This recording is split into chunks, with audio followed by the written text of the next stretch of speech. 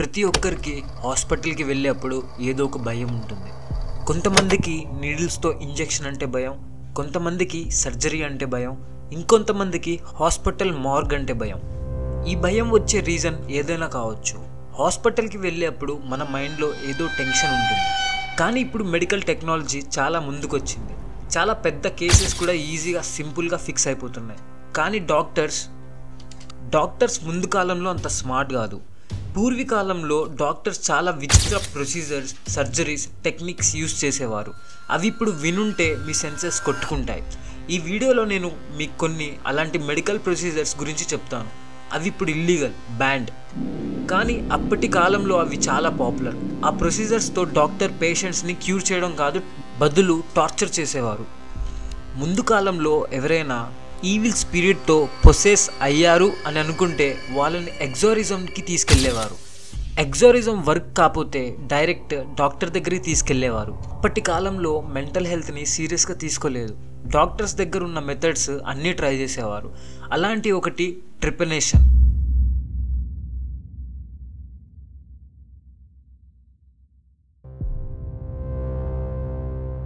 ఇదేంటంటే evil spirit మనిషి బ్రెయిన్లో స్టోర్ అయిందని అనుకునేవారు. ఆ స్పిరిట్ని బయటకు తీయాలంటే బ్రెయిన్లో హోల్ డ్రిల్ చేసేవారు. ఏన్షియంట్ ఈజిప్టియన్ టైం నుండి వచ్చింది. పేషెంట్స్ కళ్ళు హోల్ డ్రిల్ చేసేవారు. షాక్ ఏంటంటే అప్పుడు పేషెంట్కి అనెస్థీషియా ఇవ్వలేదు. కాన్షియస్గా ఉండగానే ఆ హోల్ని డ్రిల్ చేసేవారు. అప్పటికి టూల్స్ కూడా మాన్యువల్, బేసిక్.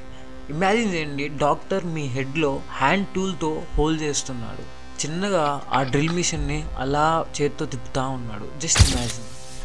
ఇప్పుడు టెక్నాలజీ అడ్వాన్స్ అయింది. ట్రిపనేషన్ జరిగినా కూడా ప్రాపర్ సర్జికల్ ప్రొసీజర్తో జరుగుతుంది. కానీ అప్పుడు టూల్స్, గైడెన్స్ ఏముండేవి కాదు. చాలా డేంజరస్గా ఉండేది. ఆ టూల్స్తో డాక్టర్ పేషెంట్స్ కల్లో హోల్ చేసేవాడు. ఒక్కొక్క టర్న్తో చాలా పెయిన్ వచ్చేది. అప్పుడు చేసిన హోల్స్ చాలా పెద్దగా ఉండేవి.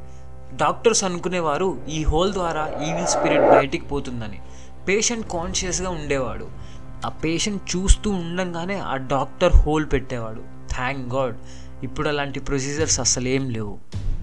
19th సెంచరీలో చార్ల్స్ బ్రౌన్ అనే వ్యక్తి dog and guinea pig testicles extract తీసుకుని తన బాడీలో ఇంజెక్ట్ చేసుకునేవాడు. రిజల్ట్ ఏంటంటే మెంటల్గా అన్స్టేబుల్ అయ్యి చాలా పెయిన్ఫుల్ డెత్తో చనిపోయాడు. ఆ టైంలో ఇంకొకడు వారన్ ఆఫ్ రివర్స్ ఏజింగ్ గురించి విచిత్ర కాన్సెప్ట్స్ తీసుకొచ్చేవాడు. మెన్ ఏజింగ్ టెస్టికల్స్ పర్ఫార్మెన్స్తో లింక్ అయి ఉందని హ్యూమన్ టెస్టికల్స్ని మంకీ టెస్టికల్స్తో రిప్లేస్ చేసేవాడు. ఈ సర్జరీస్ ఓల్డ్ మ్యాన్స్, అథ్లెటిక్స్ పైన కూడా చేసేవారు. కానీ రిజల్ట్స్ గురించి ఎవరు క్లియర్గా చెప్పలేదు.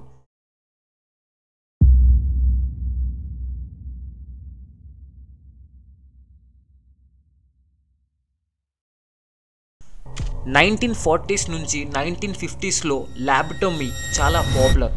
బ్రెయిన్లో ప్రిఫ్రంటల్ కార్టెక్స్ మన బ్రెయిన్ డిసిజన్స్, పర్సనాలిటీ కంట్రోల్ చేస్తుంది. మెంటల్ హెల్త్ ఇష్యూస్ ఉన్న పేషెంట్స్పై ల్యాబటోమీ చేసేవారు.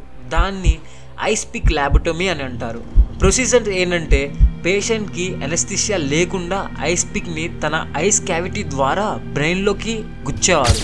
ప్రిఫ్రంటల్ కార్టెక్స్లో పెట్టి వారు ఆ బ్రెయిన్ని టార్గెట్ చేసి అట్లా గుచ్చి పైకి కిందకి చేసేవారు. బ్రెయిన్ని పోక్ చేసేవారు, కట్ చేసేవారు. ఈ ప్రొసీజర్ 5 to 6 minutesలో అయిపోతుంది.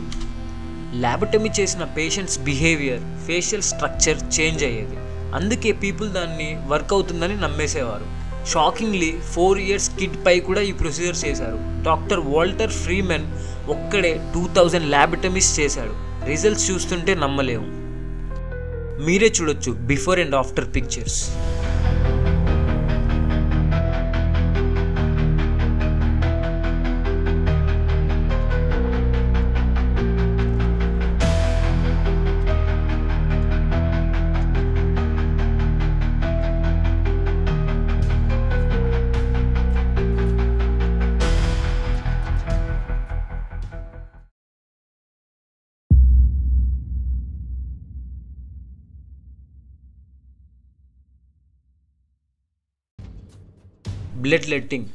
బ్లడ్ లెట్టింగ్ అంటే పూర్వీకాలంలో బాడీలో ఏమన్నా పెయిన్ ఉంటే ఎక్సెస్ బ్లడ్ వల్ల అని అనుకునేవారు. సో బాడీలో నుండి బ్లడ్ తీసేవారు. ఫర్ ఎగ్జాంపుల్, మీ చేతిలో ఏమైనా పెయిన్ ఉంది, దాని నుంచి బ్లడ్ తీస్తారు. హెడ్ దగ్గర, తల దగ్గర ఏమైనా పెయిన్ ఉంది, హెడ్ నుంచి బ్లడ్ ఎక్స్ట్రాక్ట్ చేసేవారు. వార్లో ఒక సోల్జర్కి బుల్లెట్ తగిలింది. ఆల్రెడీ చాలా బ్లడ్ లాస్ అయింది. స్టిల్ డాక్టర్ బ్లడ్ లెట్టింగ్ చేసేవారు. ఎండ్ రిజల్ట్ సోల్జర్ చనిపోయేవారు. ఇప్పుడు వినుంటే ఇన్సేన్ అనిపిస్తుంది, కానీ అప్పుడు అదంతా కామన్.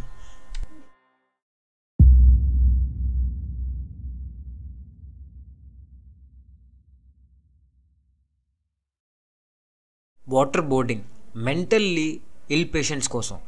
డాక్టర్ అనుకునేవారు షాక్ ఇచ్చి క్యూర్ చేయొచ్చని. పేషెంట్ని చైర్లో కూర్చోపెట్టి వార్నింగ్ లేకుండా హెడ్ని వాటర్లో టబ్లో ముంచేవారు. అన్కాన్షియస్ అయ్యే వరకు ఉంచేవారు. కాన్షియస్లోకి వచ్చాక మళ్ళీ సేమ్ ప్రాసెస్ని రిపీట్ చేసేవారు. చాలామంది ఈ టార్చర్ వల్ల చనిపోయారు.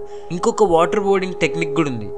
స్టమక్లో ఇన్ఫెక్షన్ ఉంటే పైప్తో ట్రాట్లో వాటర్ పంప్ చేసి గట్, లంగ్స్ మొత్తం వాటర్తో ఫిల్ చేసేవారు. ఆఫ్టర్ దట్ వాటర్ తీసేవారు. మోస్ట్ పేషెంట్స్ చనిపోయేవారు. థ్యాంక్ గాడ్ ఇప్పుడు అలాంటి ప్రొసీజర్స్ ఏమీ లేవు. ఈ వీడియోతో మీకు కొన్ని విశేషాలు తెలిసాయని ఆశిస్తున్నాను. Thanks for watching. నెక్స్ట్ వీడియోలో కలుద్దాం. Bye bye. Take care.